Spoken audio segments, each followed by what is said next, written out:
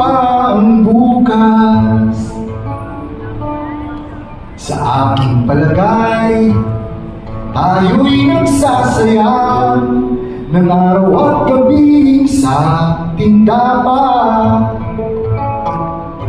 Buksan mo pa ang aking dibdib, basahin mo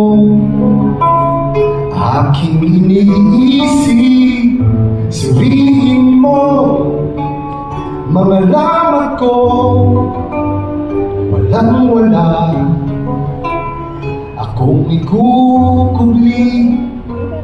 Ano pa ang gagawin kung di man lang tayo